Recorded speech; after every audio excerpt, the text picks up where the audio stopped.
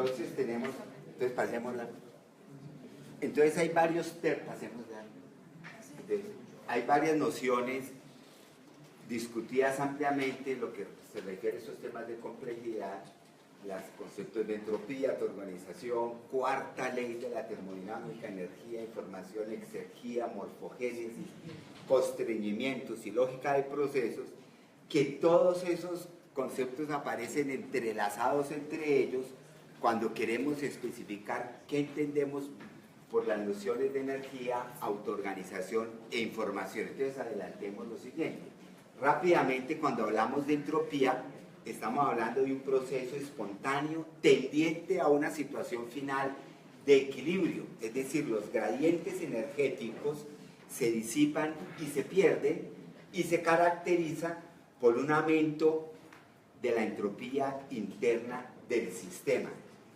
¿Qué sería esto? La explosión, la disipación, la homogeneización de los componentes. Por lo tanto, ese sistema como tal pierde sus correlaciones con el medio ambiente o con los estados macroscópicos y microscópicos, se difunden, todo se pierde, ¿sí? Tenemos los componentes dispersos homogéneamente. Nos da esta imagen artística, la siguiente, la entropía, ¿no? El azar molecular, el desorden molecular, no hay formas, no hay autoorganización, no hay entidades evidentes. A su vez, nuestra insistencia en la segunda ley de la termodinámica por parte de la cultura científica ha sido en relación a la utilización de la energía. Y entonces el énfasis ha sido ver los procesos espontáneos de la naturaleza hacia el aumento de entropía, porque escasea el recurso fósil que mueve la sociedad tecnológica industrial. Por lo tanto, entonces, el énfasis es en la energía que escasea, porque nosotros no tenemos manera de almacenar ni de hacer más combustibles fósiles. Sin embargo, aquí se está dejando de lado todo el proceso biológico y geoquímico que ha habido detrás del manejo de nuestros combustibles, es decir, el almacenamiento de energía que alguna vez hizo parte del cuerpo de los grandes dinosaurios, procesos geoquímicos, y también se deja de lado el otro proceso biológico que está detrás de esto, que es los constructores de las máquinas y nosotros, la sociedad humana, los que las utilizamos. Cuando hablamos de la autoorganización, entonces ya no tenemos esa disipación homogénea macroscópica, sino tenemos ya elementos de estructuras que van apareciendo y la vemos como una propiedad entonces fundamental de la materia, según varios autores, así como se decía que la entropía era la que marcaba el camino de todos los procesos naturales, entonces ahora se dice no, de todas maneras hay generación de patrones y eso también es una propiedad fundamental de la materia. La autoorganización entonces aparece permanentemente cuando se habla de los sistemas biológicos y se habla fundamentalmente para explicar en ellos la aparición de unos patrones morfológicos con cierto tipo de regularidad y por lo tanto entonces el concepto de autoorganización ya va a ir asociado también, y eso es muy común en la biología, con el concepto de morfogénesis. No solamente patrones, sino la misma forma biológica como tal. Entonces la autoorganización entonces, se ve también como un proceso espontáneo. Es decir, lo espontáneo no era únicamente que la materia se desintegrara, se homogenizara, se igualara, se perdieran las formas, sino que cuando hablamos de química y de moléculas que tienen cierto tipo de atracción entre ellas, por ejemplo en un ambiente acuoso, las moléculas hidrofílicas se asocian entre ellas, las moléculas hidrofóbicas rechazan el agua y terminan asociándose entre ellas.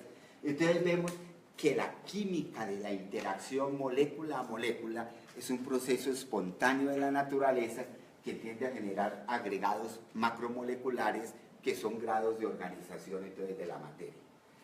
La autoorganización estudiada por muchísimas fuentes de autores como una reacción química que genera patrones. Aquí tenemos simplemente un fenómeno de reacción química en que los resultados de la reacción generan sustancias que pasan por estados alternantes de oxidación-reducción. Entonces se ven estos patrones muy hermosos, pero sin embargo, si se deja la reacción indefinidamente, pues eso tiende a agotarse y termina entonces ganando la entropía, es decir, la homogeneización completa del sistema.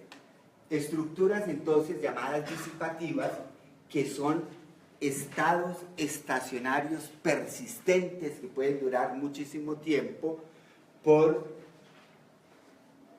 que absorben materiales, absorben energía, generan un patrón, por ejemplo, aquí en Júpiter, este ciclón de Júpiter que se ve como una mancha roja, estable, etcétera, en realidad es un tornado o un ciclón. Tenemos que Turing también habló sobre las bases químicas de la morfogénesis, y entonces siguiendo estas ideas, él vio que ya no estaba solamente en el ejemplo de la reacción anterior, donde se habla de la reacción química de unos componentes cuyos resultados alternan colores, sino además introducir el componente qué pasa si además esos componentes se van difundiendo. Y entonces logró mostrar que esos patrones de organización, de autoorganización, por ejemplo, en las manchas de estos animales, de los peces, por ejemplo, etcétera, se podían explicar por difusión de una sustancia responsable de la producción de un color y por la presencia de otra sustancia que inhibe esta reacción de coloración, y si se difunden a lo largo, por ejemplo, de una zona de mayor concentración a una de mayor difusión, y es el activador, o sea, que es responsable del color y el que lo inhibe. Cuando se alcanzan los picos en la difusión, concentración activador, inhibidor, entonces no va a haber la coloración negra, sino va a haber entonces una raya. Es decir, patrones en la forma biológica se podían explicar, según Turing, este tipo de patrones por difusión de sustancias químicas y por reacción química entre ellas. Entonces la autoorganización se va a asociar, como decíamos, a la morfogénesis, pero también ya no es solamente únicamente el patrón. Ya la autoorganización adquiere una connotación en que va asociada también a la noción de emergencia, donde hay un orden espaciotemporal que surge, que emerge a partir de componentes, entre comillas, simples e interactuantes a nivel local.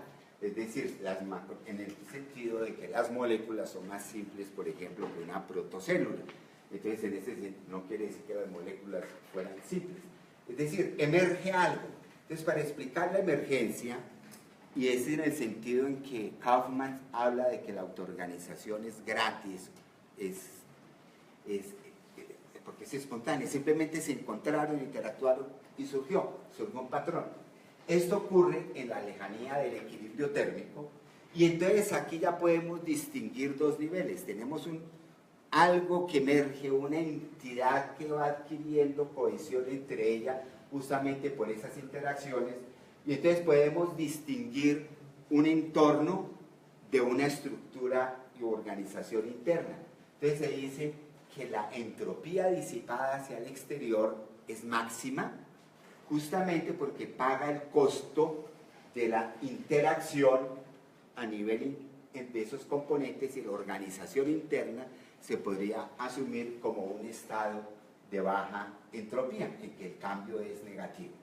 Es decir, comienza a aparecer una estructura, comienza a aparecer una forma, un patrón. Es decir, así como en el modelo de la entropía no había restricciones, todo se expandía homogéneamente por todos lados, ahora sí aparece una imposición de una restricción que pone un límite a la posición de los componentes, una restricción interna, una restricción a la difusión de los gradientes, que hace posible que haya no solo crecimiento, sino diferenciación y estructuración. Entonces el concepto de estructura disipativa de Prigogine, del estado estacionario que se mantiene por flujo de sustancias químicas y energía, pues aquí se visualizan de esta manera.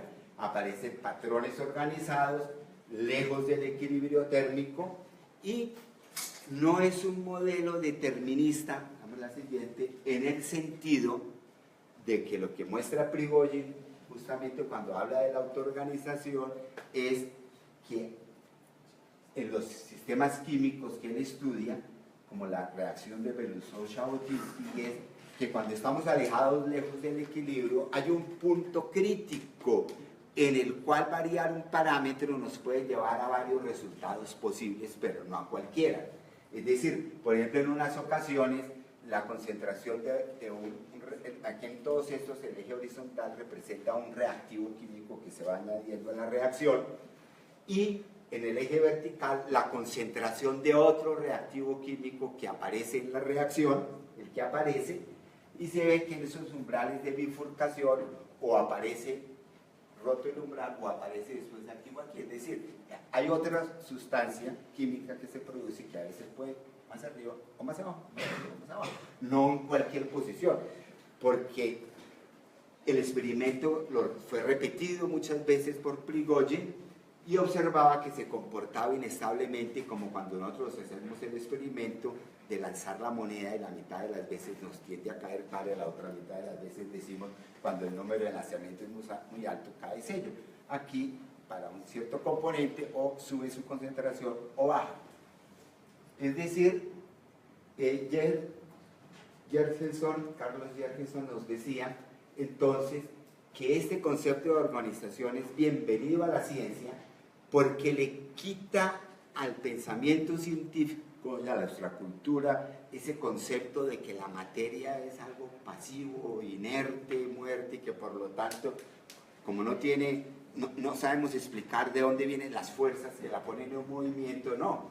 La autoorganización es algo inherente a la actividad misma material, y para eso no requerimos de principios vitales ni nada. La noción de autoorganización en ese punto sería suficiente.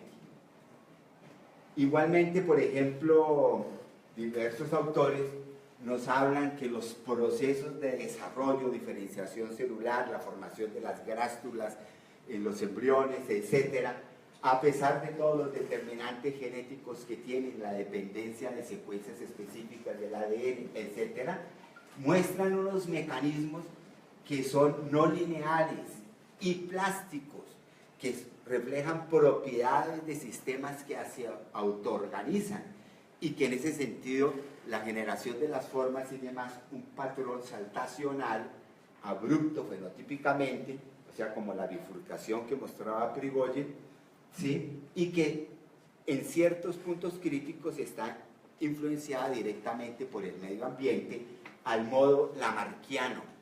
Es decir, se pierde ese gradualismo darwiniano y aquí entra a funcionar esa interacción con el medio. Lamarck fue uno de los precursores de la idea de autoorganización a finales del siglo XVIII, digamos.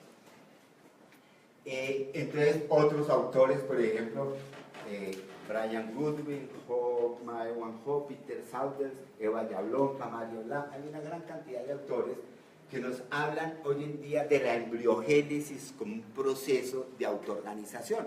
¿Qué quiere decir eso? Si estando el proceso espontáneo de la materia, las restricciones comienzan a aparecer a lo largo de ese proceso, y entonces comienza a generarse o a verse la forma. Y para ilustrar esa idea, en el punto crítico de la bifurcación, fue cuando Conrad Barrington entonces propone esta imagen para mostrarlo que en todo proceso de autoorganización hay un punto de bifurcación, es decir, hay un punto de indecisión. Todavía no sabemos la monedita si cae cara o sello, es decir, aquí la célula en desarrollo todavía no sabemos si va a formar cresta neuronal, una de los dos, pero ya en el experimento particular, igual él lo repite varias veces marcando las células, observa que hay un punto inestable, es decir, una característica de los procesos de autoorganización. Sin embargo, la autoorganización también tiene su paradoja, y eso es algo que yo quisiera enfatizar hoy, justamente para poner de relevancia la importancia del concepto de información para poder entender la dinámica de estos procesos. Tenemos que, había mencionado que el experimento de Lussot-Jabotinsky, cuando se agotan los reactivos químicos, pues se pierden los patrones bonitos de alternancia de colores rojo y azul y se vuelve homogéneo. Si en un huracán, en un tornado, que nos parece, como en el caso de Júpiter, que lleva más de 400 años identificado, que en algún momento esos vórtices, etcétera, las fuerzas, etcétera, la materia se disipe, pues se perderá ese ciclón de Júpiter. Lo mismo aquí en la Tierra, los tornados tienen su periodo de vida, son una estructura que se autoorganiza, se expande, se propaga y después se van perdiendo. Es decir, se requiere un concepto adicional al de autoorganización para poder entender qué es lo que hace que el proceso autoorganizativo se pueda mantener, porque espontáneamente tiende a agotar los mismos gradientes energéticos que lo hicieron posible. La vida no debe generar algo más si queremos entonces ver la propagación de la vida. Entonces, una de las ideas es que cuando tenemos dos procesos espontáneos, dos procesos que entran en contacto como autocatálisis y constricción recíproca, podemos generar límites al proceso de difusión espontáneo, de aumento de entropía, y podemos generar una concentración de moléculas a nivel local que nos dé como una idea de la posibilidad de perpetuar esos procesos. Es decir, digamos la siguiente. Entonces, por ejemplo, Manfred Eigen, él propuso en los años 70 que para explicar la génesis y el origen de la vida por una idea de autoorganización en el sentido, en este caso, de reacción química catalítica que se refuerza entre ellas, es decir, cada uno de estos componentes I1, I2, I2, ¿sí?, se refuerzan catalíticamente entre sí, y él observaba que entre más componentes haya en el refuerzo catalítico, más estable es la estructura que genera. Es decir, aquí es una autoorganización porque uno refuerza al otro, al otro, al otro, y se genera esa cadena y se cierra el círculo. Eso se llama el hipercírculo de Eigen. Posteriormente, Stuart Kauffman señala de que no es necesario pintarlo tan bonito como un círculo. Basta con que tengamos una suficiente heterogeneidad de macromoléculas con posibilidad de interacción y de reconocimiento de las unas por las otras, para que entre ellas, por los reconocimientos entre ellas, se genere una malla de interacciones en que las unas catalizan la formación de otras y otras de otras, y entonces se generaría.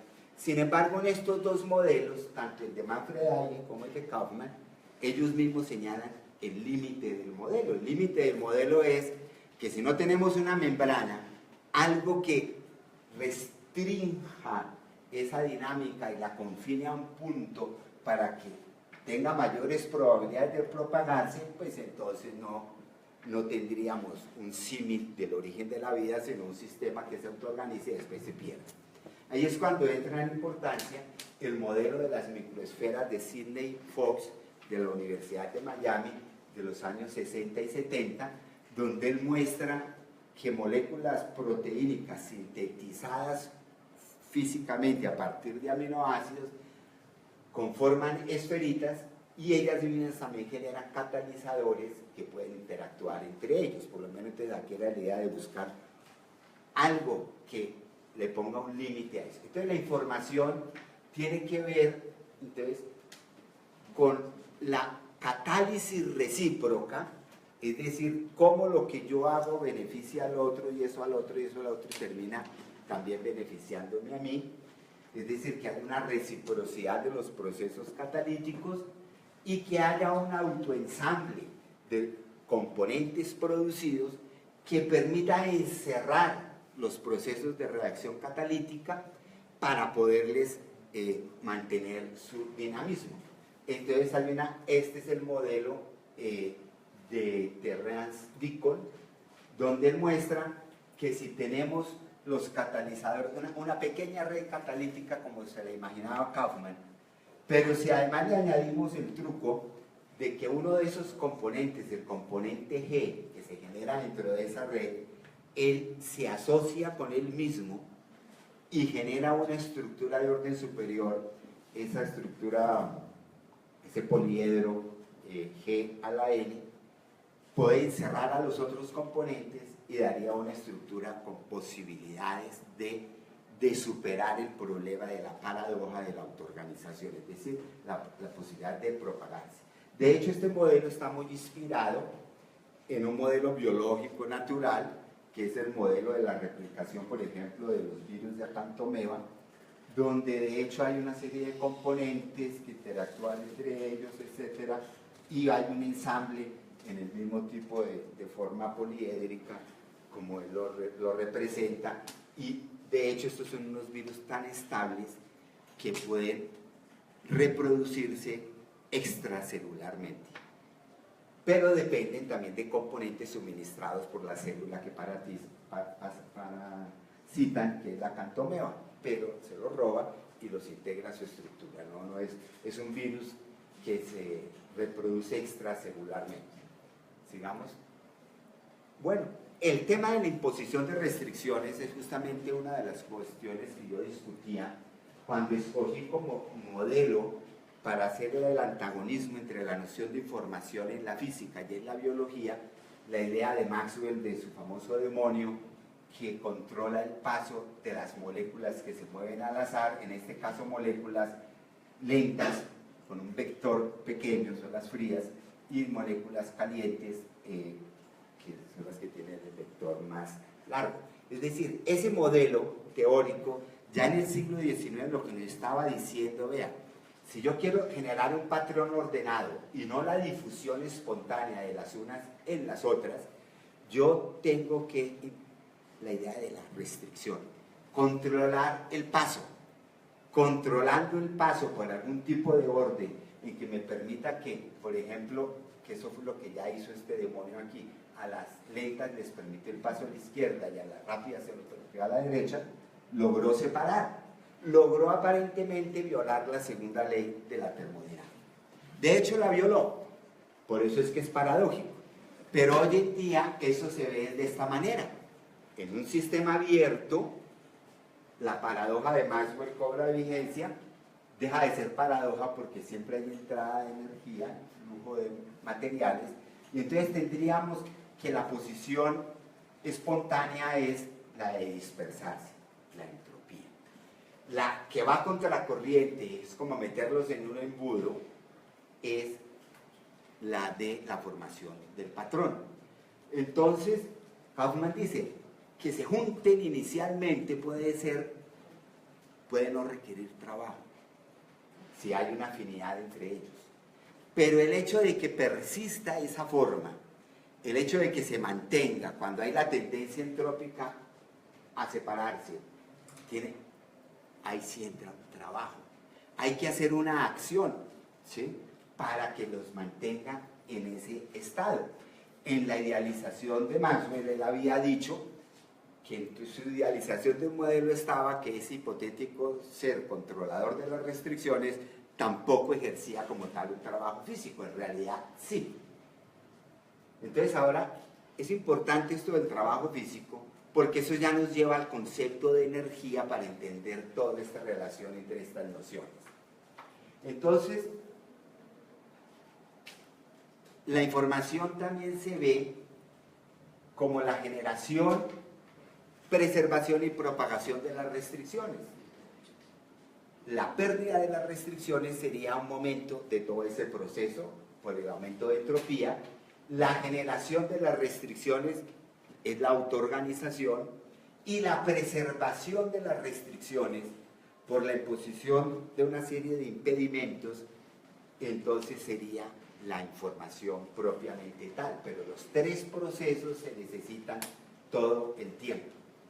La palabra restricción, y aquí viene lo complicado de la conferencia, nos invita a pensar no solamente en lo que hay, sino en lo que no hay. La palabra restricción es un límite. A mí me imponen un límite. A algo que yo hubiera podido haber hecho, ya no. Hay una restricción, hay un impedimento. Esto es muy importante porque en biología, durante mucho tiempo se pensó que las restricciones eran como tales impedimentos al cambio y a la transformación. Hasta que Stephen Jay Gould tuvo que aclarar, y es parte de su contribución en su magnífica obra sobre la estructura de la teoría evolutiva, y es que las restricciones estructurales no son impedimentos, sino que también son posibilidades. Entonces, cuando se habla de restricción, esa fue la palabra que se adoptó, se están pensando en dos cosas al mismo tiempo, porque estamos pensando en procesos de cambio. No estamos hablando de estructuras acabadas y definitivamente terminadas.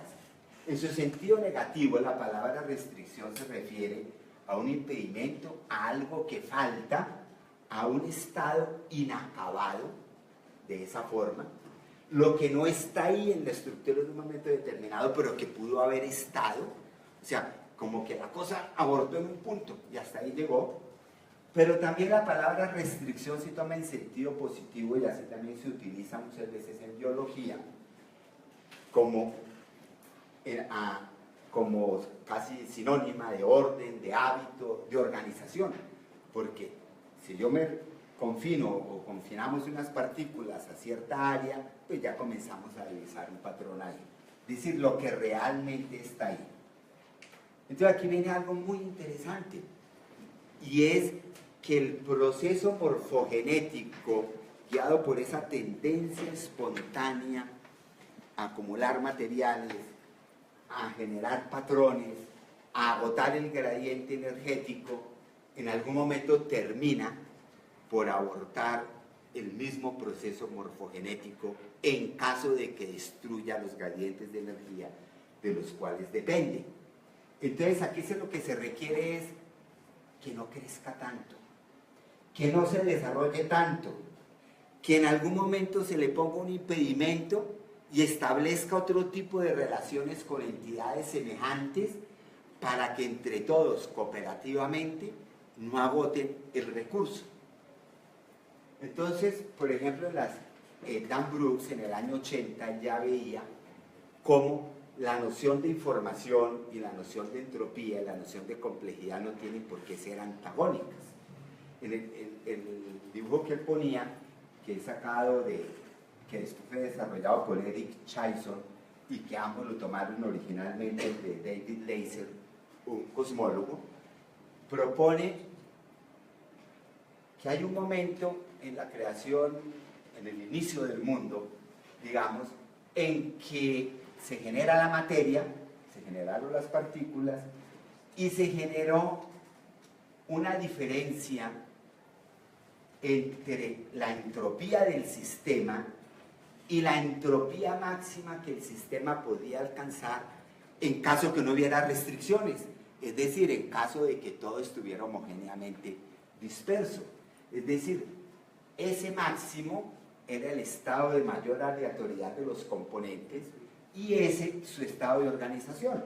Eso lo podemos visualizar en cualquier ejemplo de una estructura simple que tengamos. Por ejemplo, tengo una bacteria, digo, estas son sus proteínas, este es su ADN. La tengo la bacteria organizada, bueno, ese es un estado.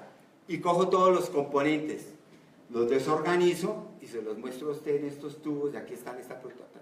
Y que no falte ninguno. No. Pues esa diferencia entre los componentes completamente aleatorizados, que sería la entropía máxima, y el orden que hay ahí, es la diferencia que da la estructura, que da la información. De tal manera entonces que en la evolución de los sistemas físicos y biológicos se da entonces un aumento de la capacidad máxima de desorden que el sistema pudiera presentar en caso que se aleatorizaran esos componentes, pero también un estado actual, el real, el que corresponde realmente a su estructuración, de tal manera que la diferencia, la entropía siempre está aumentando aquí, está aumentando el flujo de energía sobre el sistema, y está aumentando también el orden, la información, la complejidad, ¿sí? Es decir, no tienen que verse como elementos o como opuestos. De tal manera que se propone que todo sistema pasa por 3 etapas. La etapa en que no hay restricciones, en que arranca, en que explota la autoorganización, el estado inmaduro, y el sistema irrumpe rápidamente.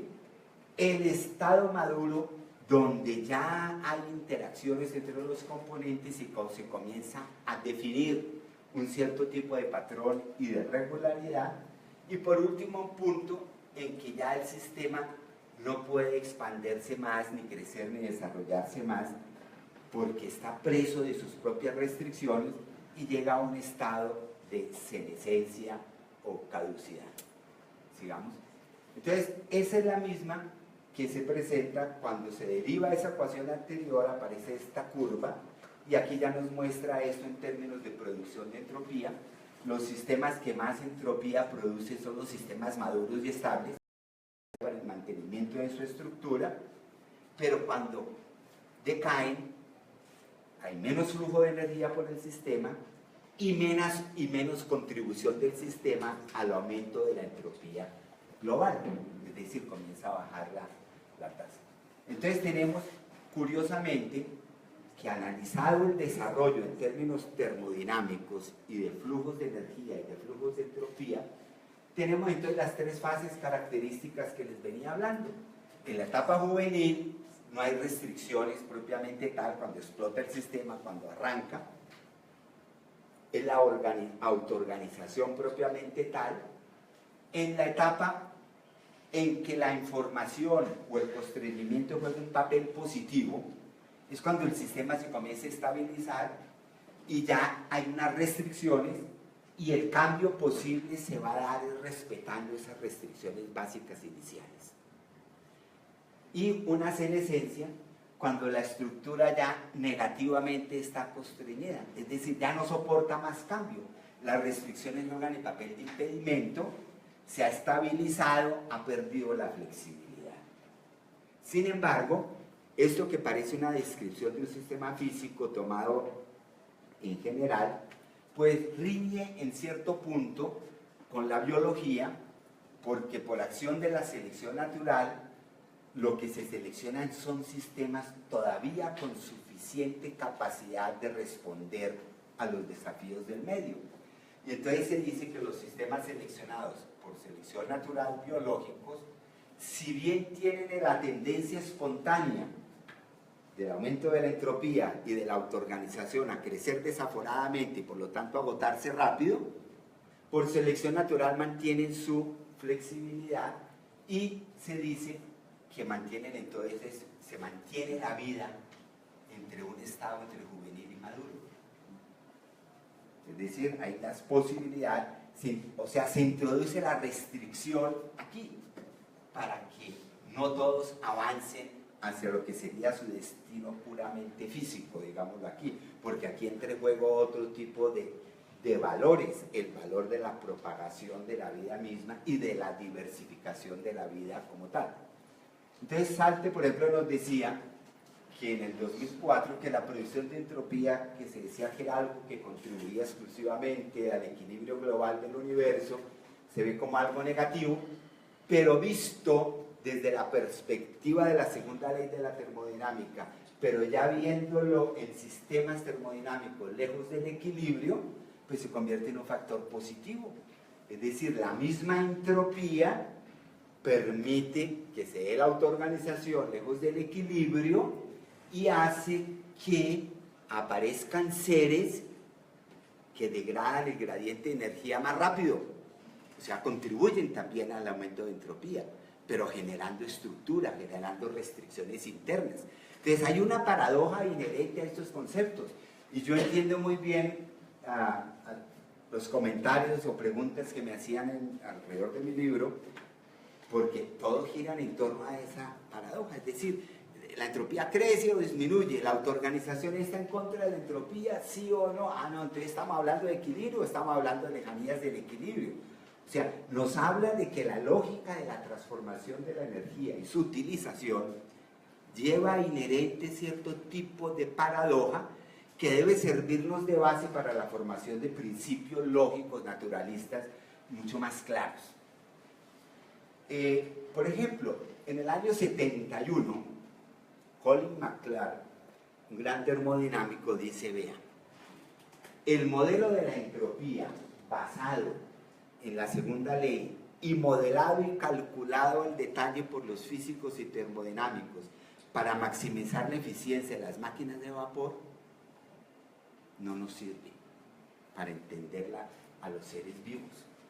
Los seres vivos no somos máquinas de vapor, no estamos con pistones expandiendo y contrayendo gases y quemando combustible a una velocidad terrible para hacerlas. No, son sistemas isotérmicos.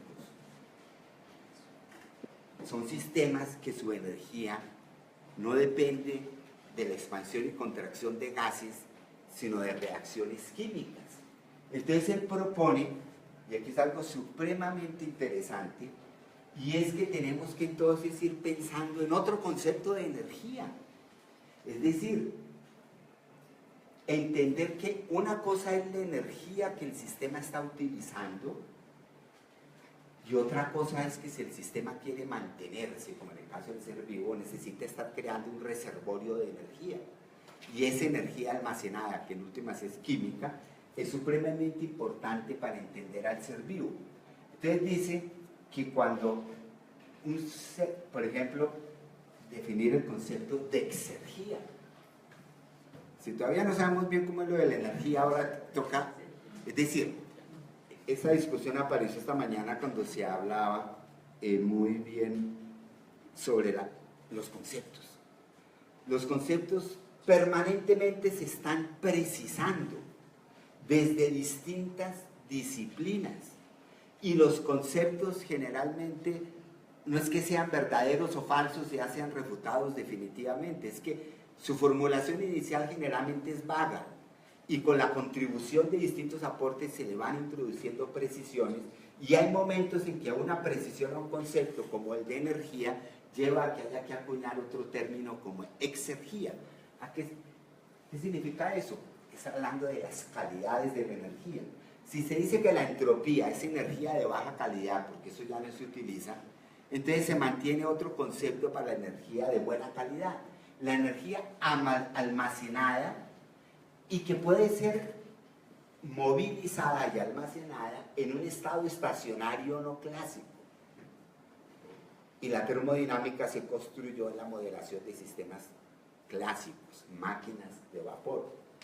Entonces tenemos que es importante entonces, ya eso sí ya es este autor sigue estrictamente a Schrödinger cuando decía ¿qué es aquello que en el organismo hace en el ser vivo que pueda contrarrestar la tendencia al aumento de la segunda ley de la termodinámica? Pues mantenerse lejos del equilibrio, pero para eso, para poder crecer, para poder desarrollarse, para poder propagarse, debe capturar energía y materiales del entorno. Pero no solamente capturar y usar, no, capturar, usar, pero también almacenar y guardar. Entonces ahora tenemos que en este concepto una célula que sería como el símil del ser vivo, de lo más simple, digámoslo así, es una heterogeneidad organizada, distintos compartimentos espaciotemporalmente definidos al interior de la célula, cada uno en un estado estacionario, pero con distintos tiempos de transformación y de cambio para mantener su estado de estructura disipativa y con distintos tamaños en escala. Entonces, por ejemplo, tenemos procesos biológicos que prácticamente van desde las energías de resonancia, los enlaces carbono, el doble enlace que tiene ahí una energía una resonancia que es de 10 a la menos 14 segundos, a otros procesos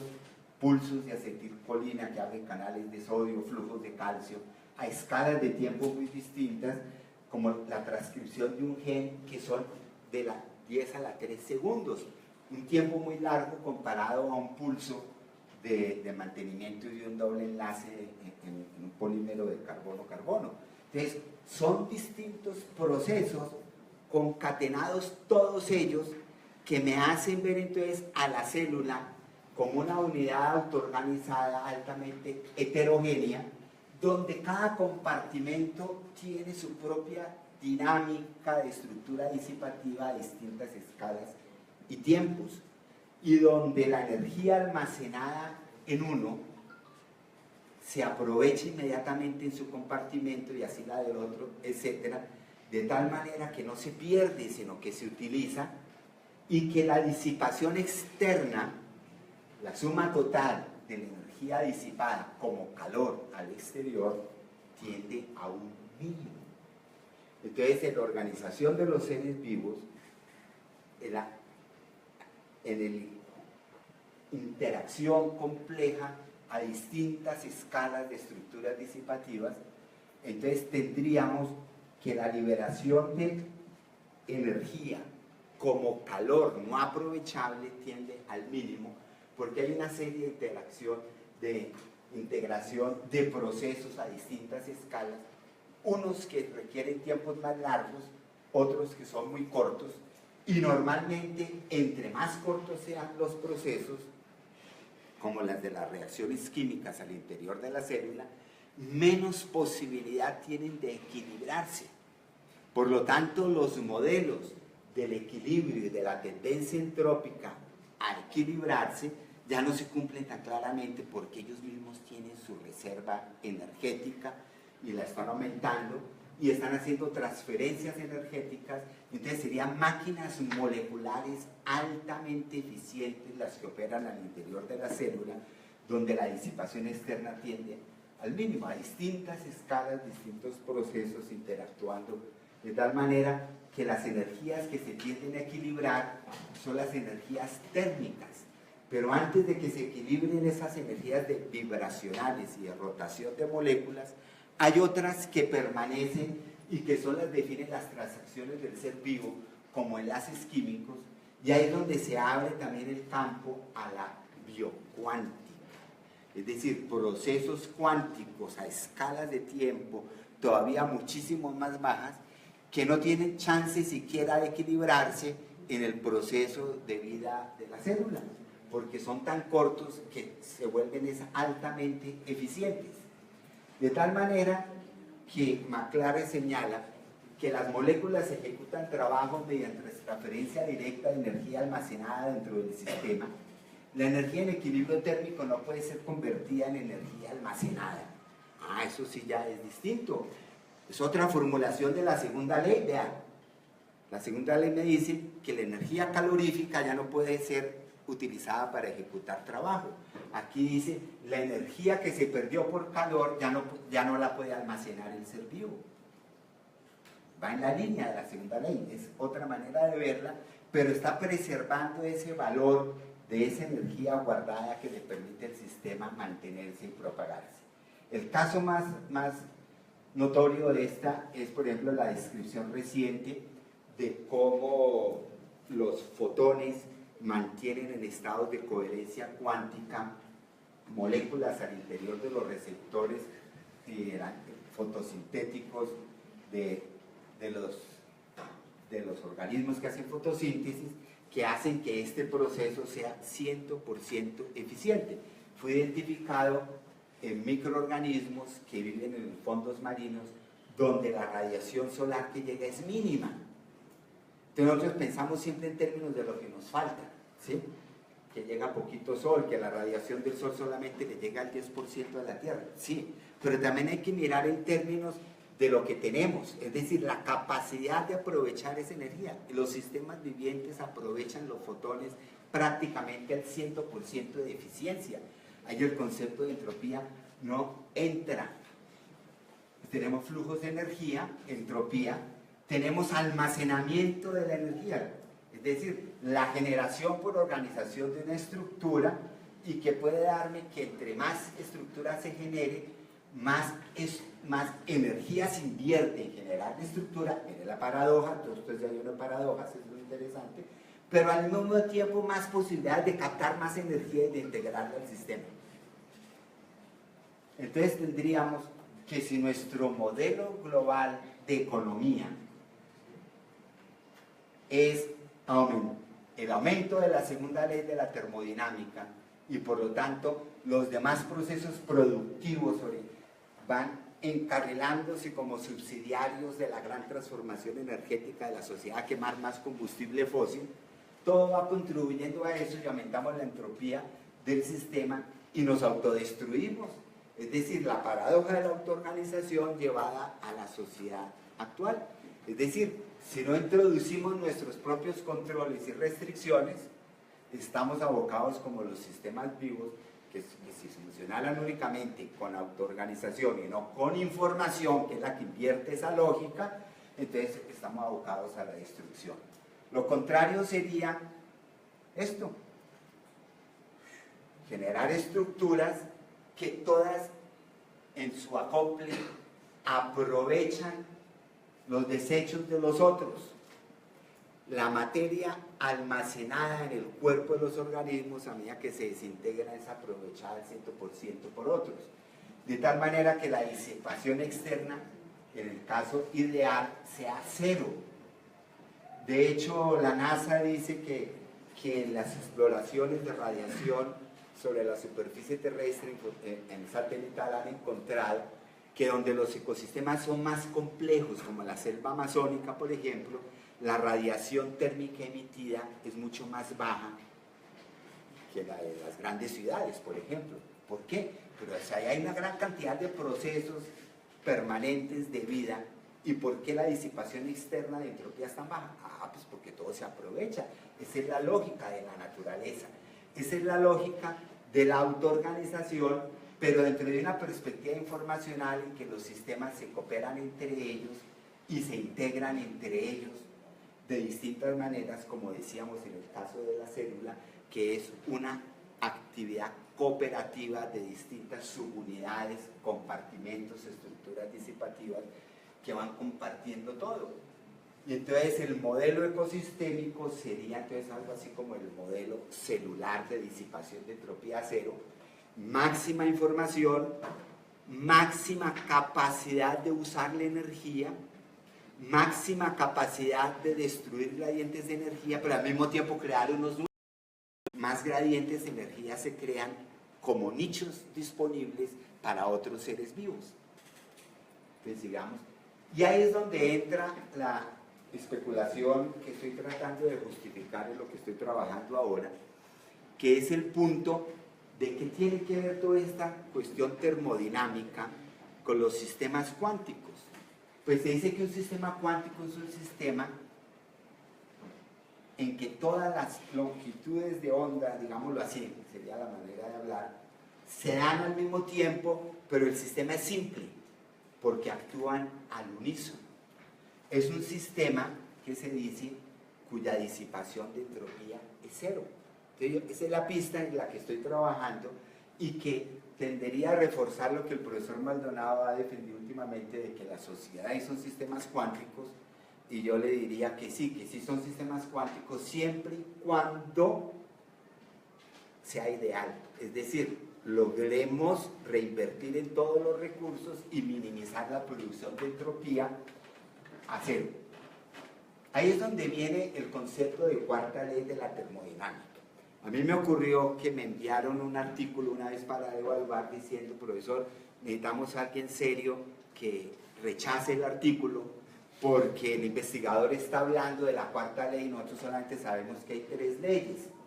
Dije: no señor, sí también hay cuarta ley. Lo que pasa es que ha sido formulada desde la perspectiva de la biología y no de los ingenieros que hacen máquinas, y va en torno al concepto de exergía. Aparte de lo que dice Jorgensen, por ejemplo, ya lo he dicho, y es que la energía que está disponible para el aprovechamiento, ejecutar trabajo, tiende a aprovecharse todo el tiempo, aumentando the growth of gradients, aumentando los gradientes. esa visión negativa que todo se está destruyendo y se va a acabar, no. En la naturaleza se da también la creación de gradientes, entre más exergia haya, ¿sí? Exergia o exergia, ya no sé cómo se dice. Y la tendencia del proceso espontáneo de la naturaleza, cuando se mira a la naturaleza viviente como modelo, no a la locomotora, es, veamos la anterior, esta, es el aumento de las estructuras más ordenadas. Eso es lo que tiende a ser seleccionado, es la expansión, es el aumento de complejidad, es la propagación de la organización.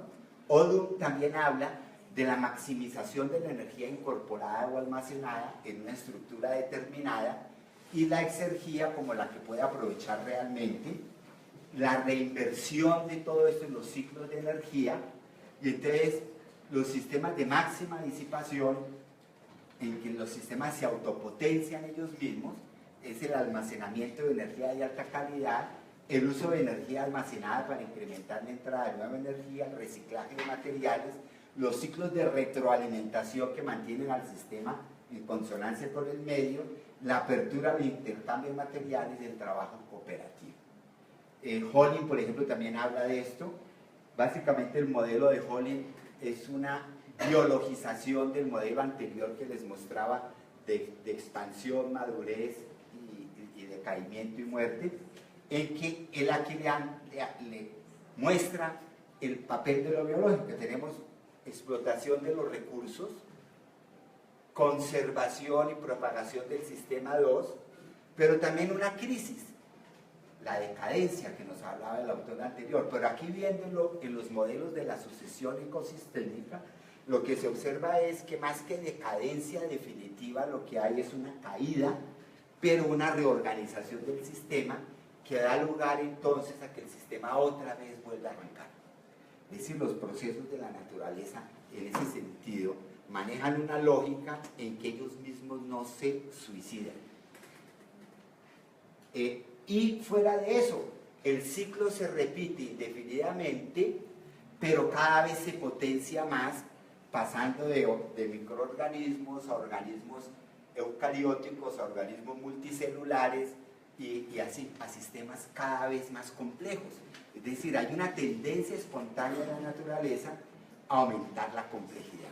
Entonces no es que nuestro destino sea la muerte térmica como naturaleza, ¿no? También está la otra gran tendencia autoorganizativa permanente de la naturaleza a generar orden, pletórica de vida, etcétera, siempre y cuando logre superar la paradoja de la autoorganización. Es decir, el manejo de la información para invertir el proceso.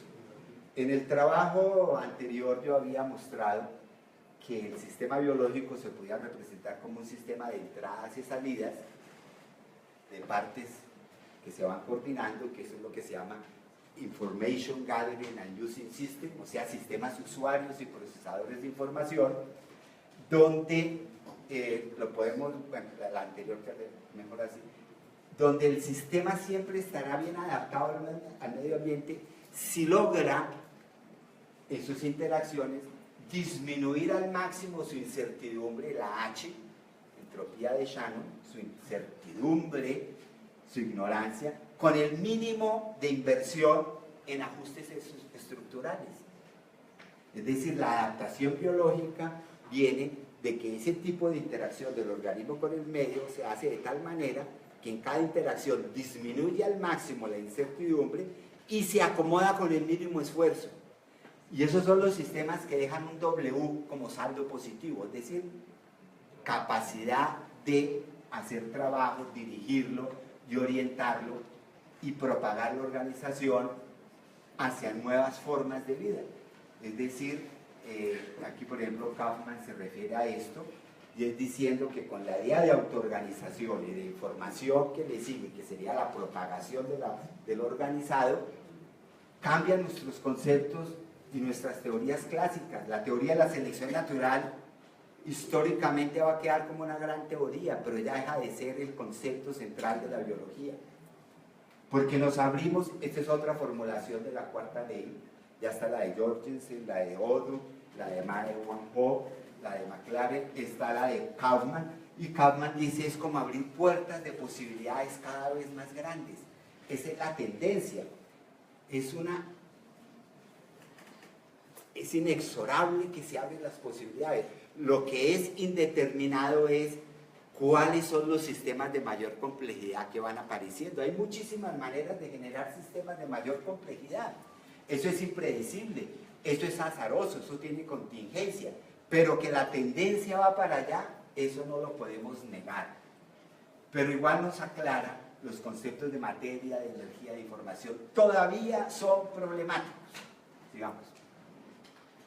La información entonces, decía, invierte la lógica de la autoorganización, porque los organismos, cuando se ve ya en funcionamiento en la vida como tal, mediante el procesamiento permanente de información, reorganizan sus dinámicas internas y relaciones con el entorno, todo el tiempo.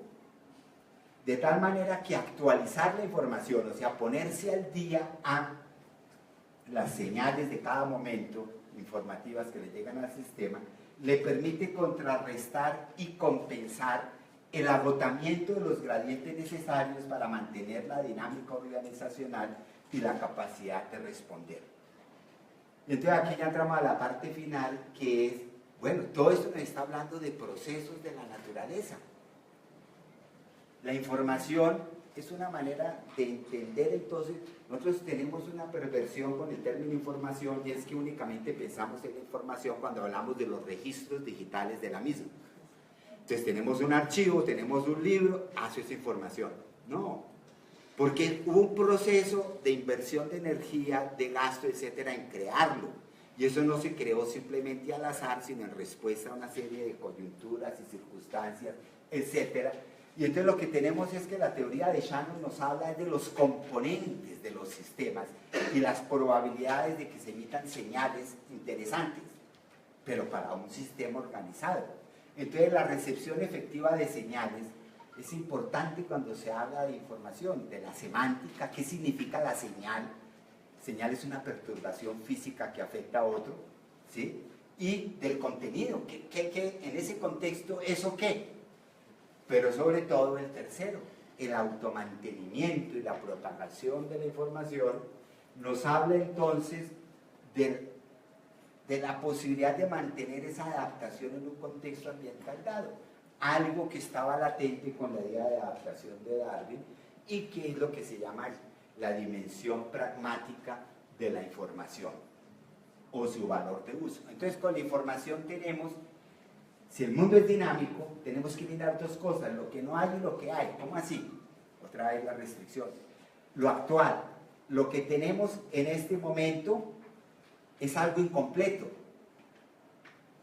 Un organismo es lo que es en ese momento, pero pudo haber sido otra cosa, en otras condiciones, otras circunstancias eventualmente, o todavía puede madurar más, etcétera. Sí tiene posibilidad, pero es lo que está incompleto. Pero también ¿qué es lo potencial? Lo ausente, lo que todavía podría aspirar a llegar a ser, lo que puede ser en un futuro, la posibilidad que tenemos hacia futuro. Esa no está predefinida, pero lo que sí existe es la posibilidad a futuro, ¿sí?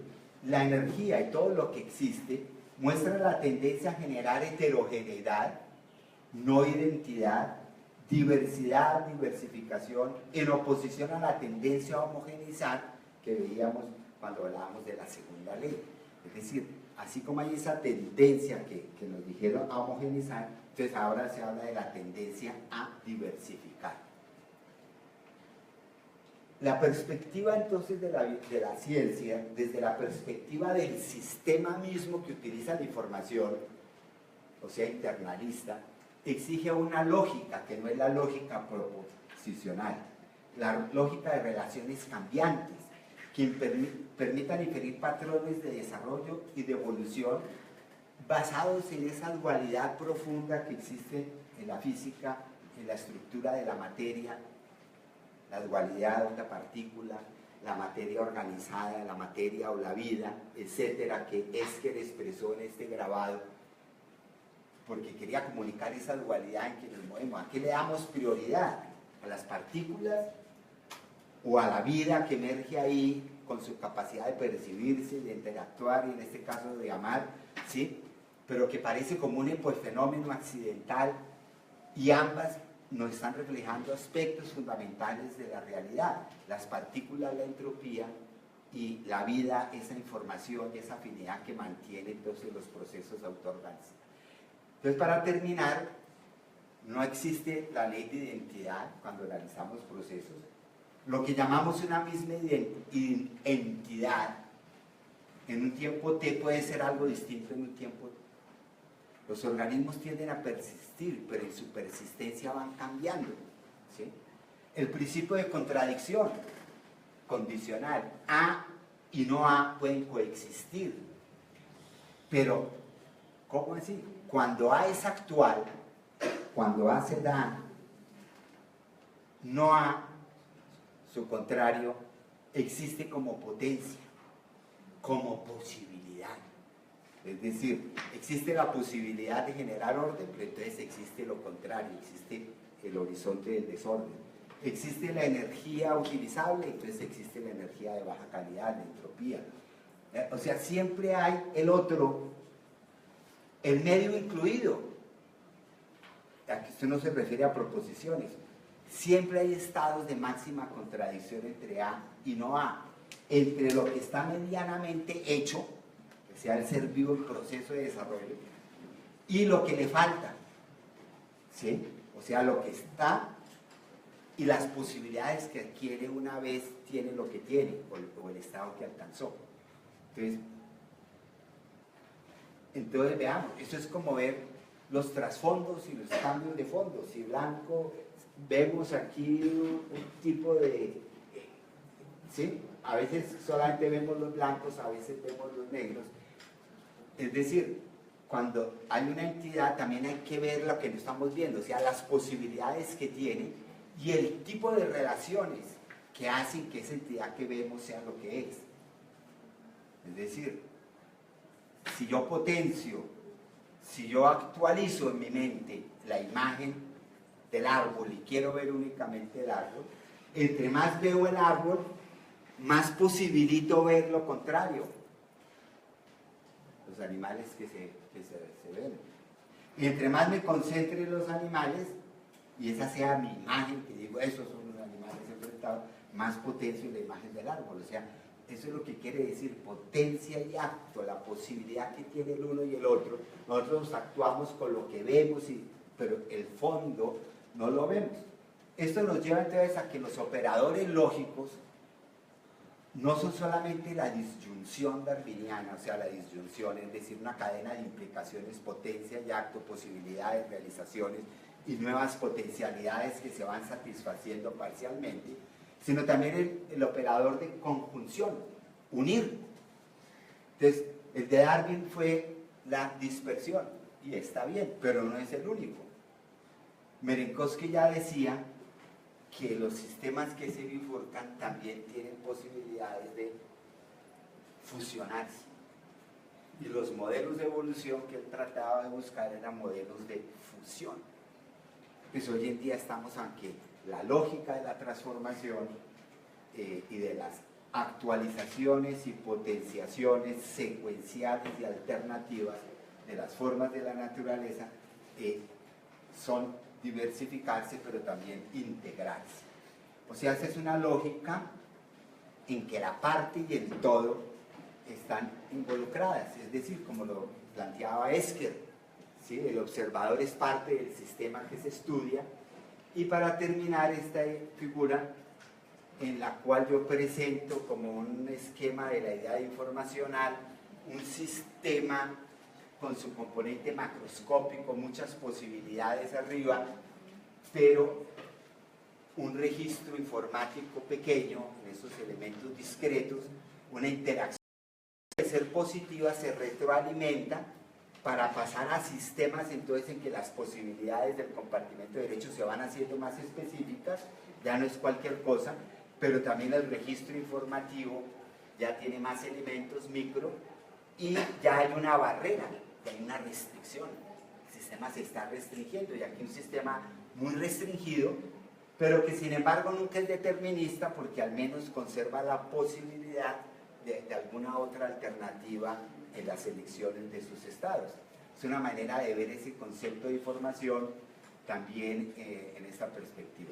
Eso lo planteé en este artículo, parte de lo que he dicho está aquí, actualizando y enriqueciendo lo que tengo aquí, en un esfuerzo de integrar las teorías de información termodinámicas, cuánticas, jerárquicas, y en un esquema de la semiosis naturalizada de Peirce, o sea, la lógica informativa de los procesos naturales, no de los humanos que tratan de entender. Muchas gracias.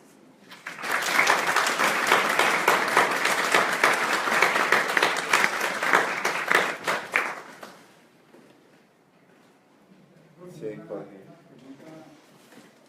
Estás hablando al comienzo, dice que la organización es una propiedad de la materia, y luego cuando hablamos de la exergia, ¿el campo de Higgs podría ser parte de ese exergia y parte de esa propiedad de la materia? ¿El qué? El campo de Higgs, la partícula de ¿Que si podría ser parte de qué? de esa exergia y de esa propiedad. Uy, ese era algo complicado, porque yo lo he hecho es pensando como en procesos biológicos y en lo físico, pues lo que sería la termodinámica o el estado cuántico como tal, pero en lo cosmológico, a ese nivel yo no me he metido. Pero es muy interesante la sugerencia que usted hace porque los principios generales deberían ser aplicados también a nivel cosmológico, ¿de acuerdo? ¿Sí? Tendría que ser, incluso lo primitivo es la energía. ¿Sí? Acuérdense que hay esa discusión planteada por John H. Wheeler, si lo primero fueron los its, las cosas, its, o los bits, la información. Y entonces hemos creído que son las cosas primero, que en su integración va generando bits de información, pero entonces hay otras escuelas que dicen, no, lo primero son bits, porque la naturaleza todo el tiempo ha sido procesual, ¿sí? Entonces es bits, es información. Pero a mí me surge la duda en el sentido de que para que haya esa dinámica tiene que haber energía. Entonces lo primero es la energía, ¿sí? Y es la que nos permite como darle la vuelta a todas estas nociones e integrarlas, ¿no? Tengo una pregunta. Sí. Usted dice que los sistemas seleccionan los organismos que consumen menos energía, ¿cierto? Tienden a seleccionar los organismos que consumen menos energía para garantizar la supervivencia del sistema en general. Sí. Pero entonces, por ejemplo, cuando los sistemas adquieren la posibilidad de almacenar energía, la pregunta es si siempre que se almacena energía, el gasto total de energía es en general menor, porque si no necesariamente lo es, entonces eventualmente un proceso de autoorganización o evolutivo que genere el almacenamiento de energía en última lo que hace es oponerse a los criterios generales de selección del sistema. ¿No? En algún momento creía que sí, pero ahora veo que no, ahí falta algo en lo que estás preguntando. Es decir, porque es que, a ver, cuando hablamos en el corto plazo, ¿sí? La selección natural aparentemente premia es al más fuerte y al que más destruye el gradiente de energía, porque eso le sirve para su beneficio, ¿sí? Pero esa visión de la selección natural ha sido muy cuestionada, porque entonces triunfan los destructores, pero no solo de él, sino de todos, ¿sí? Hoy en día lo que se dice en la visión revisada de esos conceptos de Odum, Jorgensen, Kaufman, Ulanovich, es una playa de autores hoy en día muy dinámicos en este tema, donde dice, no, la selección natural lo que favorece no es el sistema que más gradientes destruye, sino el que los utiliza más adecuadamente, es decir, para generar estructura interna y disipando menos hacia el exterior. Ese tiene más probabilidades de propagarse, ¿sí? Lo que pasa es que como efecto colateral ese almacenamiento de energía ya no solamente le sirve a él. Es decir, uno se muere antes de quemar toda la grasa que tiene, digámoslo en esos términos. Las células mueren antes de agotar todas sus reservas de azúcar y de almidón, ¿sí? Pero esas quedan como gradiente energético nuevo, fresco, para los saprófitos y los que llegan. Entonces el sistema, el ecosistema da cuenta de todo eso. Entonces ya no es solamente el beneficio inmediato, sino el nicho posible que crea para otro que eventualmente pueda llegar ahí. Entonces por eso es que esa es como la visión positiva de la segunda ley de la termodinámica. En últimas no hay cuarta ley. La cuarta ley es la segunda, pero explicada desde la perspectiva biológica, ¿sí? O sería una modificación de la segunda, pero yo creo que es mejor ponerla como cuarta porque realza el aporte de la biología celular en el caso de McLaren y el aporte de la termodinámica ecosistema en el caso de Odum, Hollin y todos ellos, para resaltar ese aporte desde la biología para enriquecer y desarrollar estas nociones de autoorganización de información, ¿no? Sí, no, es que esa cuestión me parece interesante por lo que le menciono, porque es que de alguna manera, por ejemplo, que un organismo pueda generar una adaptación que permite el almacenamiento de energía, de alguna manera le está haciendo trampa al sistema.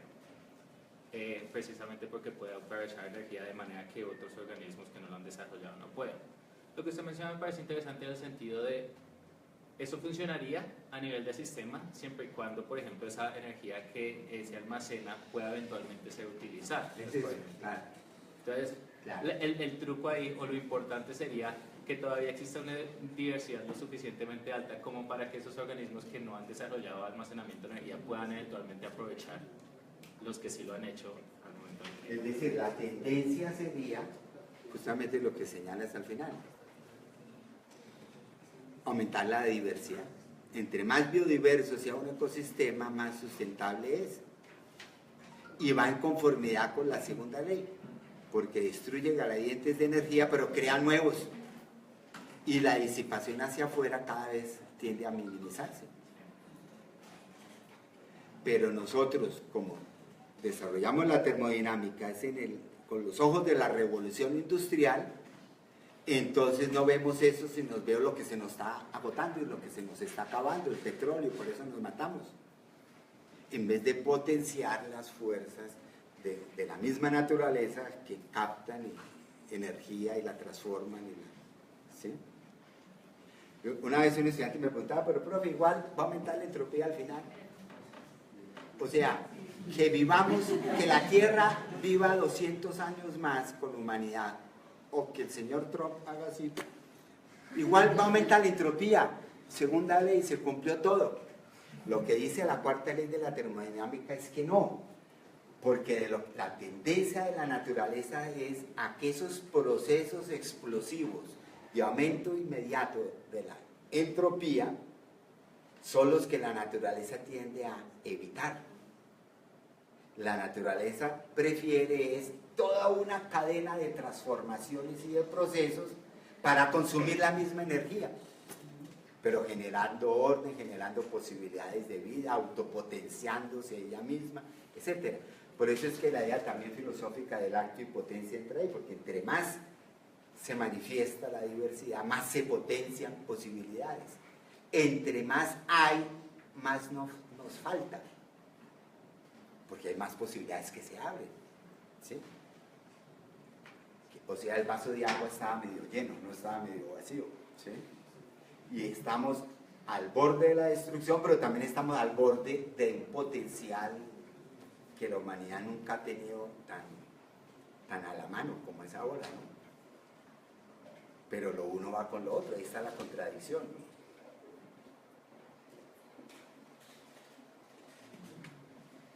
Profe, una práctica, digamos, a partir de pues, la autoorganización, viéndola desde el punto de vista dinámico, es decir, una autoorganización disipativa, de no equilibrio, que vemos en sus partes más esenciales, hacia los componentes estructurales que vemos desde las macromoléculas, escalando a lo biológico y cosmológico.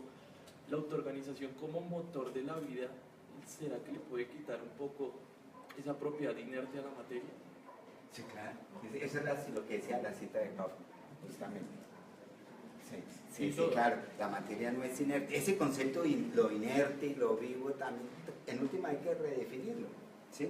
Obviamente que autoorganización sola no es suficiente, se requiere esa introducción de restricciones, porque entre más restricciones se impongan, más posibilidades hay para el almacenamiento y la posibilidad de reciclar el uso de la energía.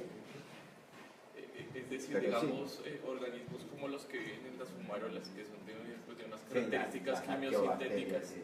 El hecho de que la naturaleza mantenga pues, estos organismos primitivos es especialmente para esa función, ¿no? Como mantener esa diversidad biológica y posibilidad de vida. Sí, es eso, porque es que cuando se dice que la biosfera, según esta visión, tiende a formar sistemas más complejos, no está diciendo que destruya los anteriores.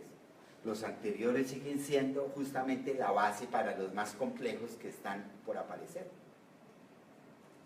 Entonces sí, esos arqueobacterias, virus, toda esa cosa, hacen parte de esa ecología de la biosfera que no está suficientemente explorada, pero son compañeros nuestros de viaje, también los virus y las bacterias, ¿no? Eso es querer tener un mundo aséptico, como nos dicen los médicos, ¿no? Pues es destruir las bases fundamentales de la biosfera, ¿no?